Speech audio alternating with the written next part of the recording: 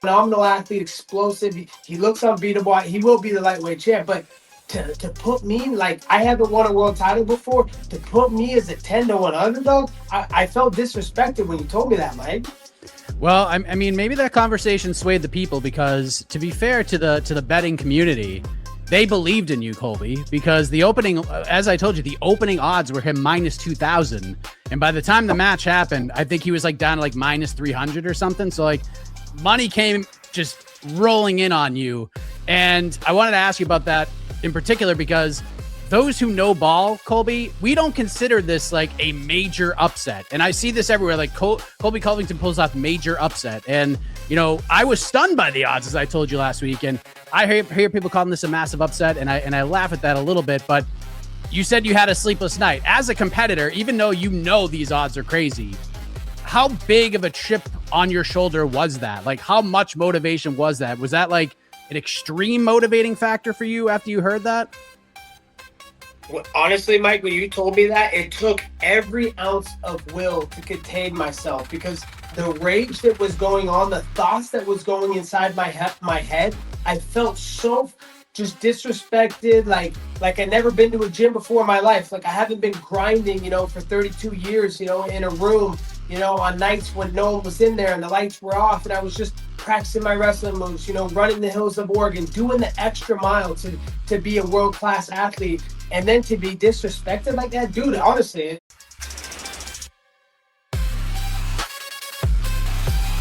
Complete tear, meniscus, bucket handle, something. But it just says it was ACL and meniscus. Well, and then it's a very vague. I'm guessing it's torn. Yeah.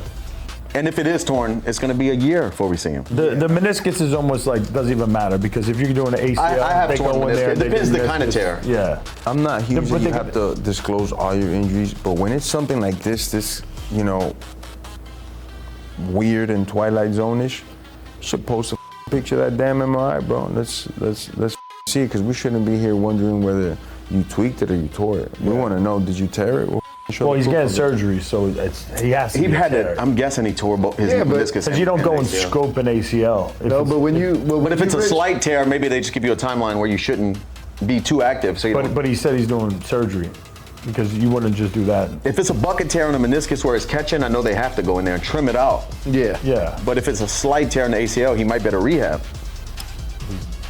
Officially said he's having knee surgery. Right? Is that what you just said? Not ACL. Knee surgery could be just meniscus. So Conor didn't officially say that he's having knee surgery, but Dana said he's having knee surgery. I don't know. How about this? What do you guys think actually happened? We've had some time off now in between the last show and this show.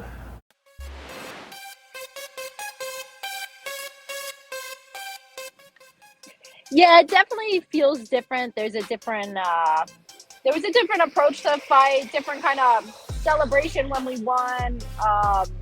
Different energy that came out of me even during my fight itself. I just feel like it was such a unique experience. I'm almost like relieved and upset. It's over so fast. You look forward to things for so many months and then it goes by in a blink of an eye. But yeah, I'm just soaking it all in right now. I'm really happy with everything that went down. Yeah, I don't blame you. You got high marks pretty much across the board. And it's funny you mentioned, you mentioned what we'll get to it, but that moment where maybe a little bit of your swagger came out more than we've seen before in the past. Listening to you talk after the fight, though, you were saying it was a little bit more of a nerve-wracking lead-up for you. So I guess when you went in there, though, was it just kind of getting over those nerves or kind of what brought that personality out of you that we haven't necessarily seen before? Yeah, I definitely think it's a mix of like, I really kind of self-doubted myself this fight. I've never really self-doubted myself before. I've always been really confident in myself. I'm not sure this fight specifically.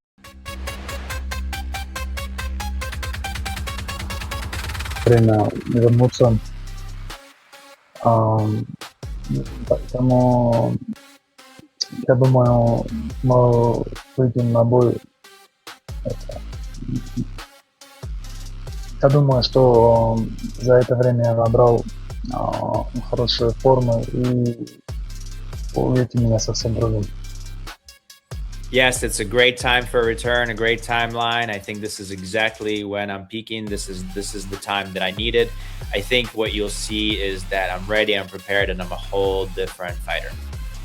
After your fight with Alex Pereira in October, your manager, Ali Abdelaziz, posted saying a lot of things happened with Ankalaev in this camp, but it's for him to talk about and not me, but he should have never have fought. Can you clarify and give any insight into those comments from Ali about everything that was maybe going on leading into UFC 320? После боя в октябре твой менеджер Али Абдулазиз поставил в Твиттере, что очень многое происходило с Магомедом до этого боя. Я не буду об этом должен говорить сам Магомед, но в принципе он вообще не должен был выходить на этот бой. Можешь ли ты чуть-чуть просветить, что он имеет в виду? Ну, у меня были определенные проблемы со здоровьем, меня уговаривали, мне говорили, чтобы перенесли этот бой. Ну, получилось так, что я вышел, никого не послушал. И из-за ошибки пришлось расплатиться, да. Поэтому это уже все прошло, поэтому не хочу даже об этом говорить.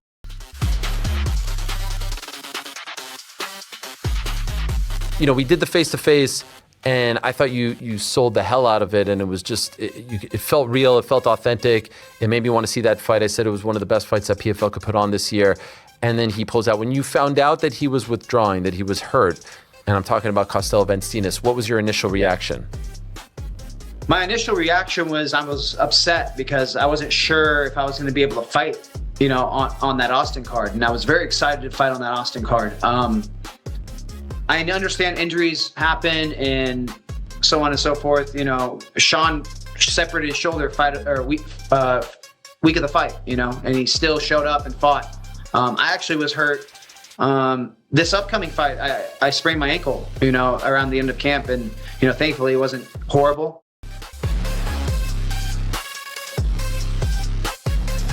Now I can talk to him.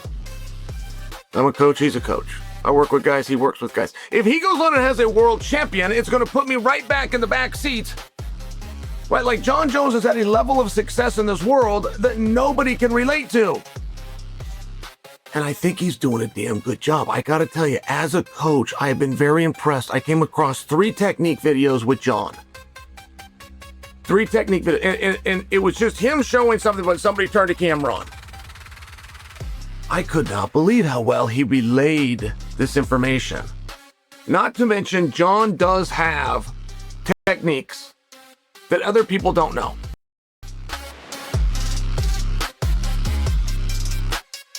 There's 10 on the clock. Give me 5.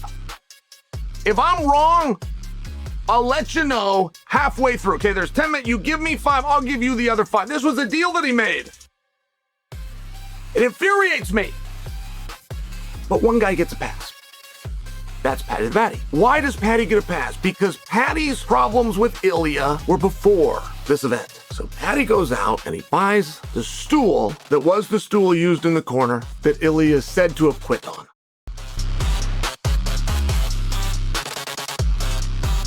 What could you tell us about that? Where do things stand between you and Bud Light? No, they terminated my contract immediately. Oh. I'm sorry to hear that. Nah, it's all good, man. I don't need that poison in my life. So you feel at peace with it? I mean, it sucks that my family loses out on the money I had left on the deal with them, which is a few $100,000, but also if I'm representing something that I'm not going to be